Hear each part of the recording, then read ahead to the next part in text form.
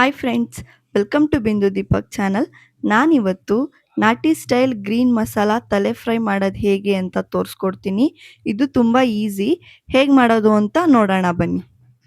ಇವಾಗ ನಾನು ಗ್ಯಾಸ್ ಹಚ್ಚಿ ಅದಕ್ಕೆ ಒಂದು ಪಾತ್ರೆನ ಇಟ್ಕೋತಾ ಇದ್ದೀನಿ. ಪಾತ್ರೆ ಚೆನ್ನಾಗಿ ಕಾದ ನಂತರ ಅದಕ್ಕೆ ನಾನು 3 ಸ್ಪೂನಷ್ಟು ಎಣ್ಣೆನ ಹಾಕೋತಿದ್ದೀನಿ. ಎಣ್ಣೆ ಚೆನ್ನಾಗಿ ಕಾದ ನಂತರ ಇದಕ್ಕೆ ನಾನು ಸಣ್ಣದಾಗಿ ಹೆಚ್ಚಿಟ್ಕೊಂಡಿರೋಂಥ ಈರುಳ್ಳಿನ ಹಾಕೋತಾ ಇದ್ದೀನಿ. ಎಣ್ಣೆ ಕೂಡ ನೀಟಾಗಿ ಕಾದಿದೆ, ಹಾಗಾಗಿ ಇವಾಗ ಹಾಕ್ಕೊಂಡು ಚೆನ್ನಾಗಿ ಫ್ರೈ ಮಾಡ್ಕೋಬೇಕು. ಹಸಿ ವಾಸನೆ ಹೋಗೋವರೆಗೂ ಈರುಳ್ಳಿನ ನೀಟಾಗಿ ಗೋಲ್ಡನ್ ಬ್ರೌನ್ ಆಗೋವರೆಗೂ ಫ್ರೈ ಮಾಡ್ಕೋಬೇಕು. ನೋಡಿ, ಇಲ್ಲಿ ಈ ಥರ ಕಲರ್ ಚೇಂಜ್ ಆಗಬೇಕು, ಅಲ್ಲಿವರೆಗೂ ಈರುಳ್ಳಿನ ಬೇಯಿಸ್ಕೋಬೇಕು. ಇದು ಕುರಿದು ಬ್ರೈನು. ಸೊ ಇದನ್ನು ನಾನು ಸ್ನ್ಯಾಶ್ ಮಾಡಿ ಇಟ್ಕೊಂಡಿದ್ದೀನಿ. ಇದನ್ನು ಕೂಡ ಇವಾಗ ಇದಕ್ಕೆ ಹಾಕೋತಿದ್ದೀನಿ. ಇದು ಚೆನ್ನಾಗಿ ಬೇಯಬೇಕು. ನೀವು ತಿರುಗಿಸಿ ಇದನ್ನು ಬೇಯಿಸ್ಬೇಕು. ನೋಡಿ, ಇಲ್ಲಿ ನಾನು ಹಾಕಿ ಹೇಗೆ ತಿರುಗಿಸ್ತಿದ್ದೀನೋ ಹಾಗೆ ತಿರುಗಿಸಿ ಬೇಯಬೇಕು. ಇದು ಸ್ವಲ್ಪ ನೊರೆ ಥರ ಬಿಟ್ಕೊಳ್ಳುತ್ತೆ. ಸೊ ಭಯ ಏನು ಪಡಬೇಡಿ, ಇದು ಬರೋದೇ ಹೀಗೆ.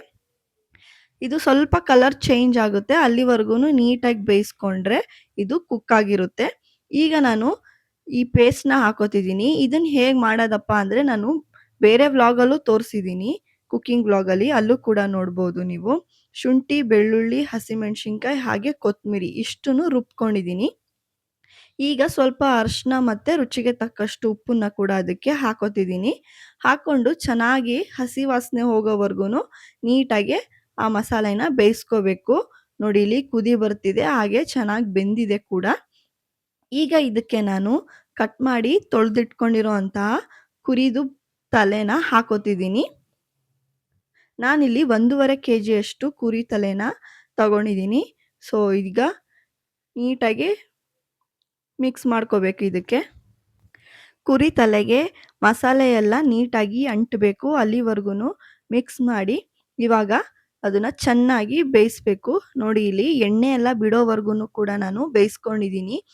ಆವಾಗ ಕೈ ಆಡಿಸ್ತಾ ಬೇಯಿಸಿದ್ರೆ ಕುರಿ ತಲೆ ಫ್ರೈ ರೆಡಿಯಾಗಿರುತ್ತೆ. ಇದನ್ನು ನಾನಿವಾಗ ಸರ್ವಿಂಗ್ ಪ್ಲೇಟ್ಗೆ ಹಾಕೋತಿದ್ದೀನಿ.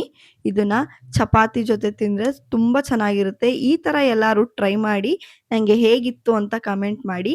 ಹಾಗೆ ನಿಮಗೆ ಯಾವ ಥರ ವಿಡಿಯೋ ನಾನು ಮಾಡಬೇಕು ಅಂತ ಅನಿಸುತ್ತೆ ಅದನ್ನು ಕೂಡ ಕಮೆಂಟ್ ಮಾಡಿ.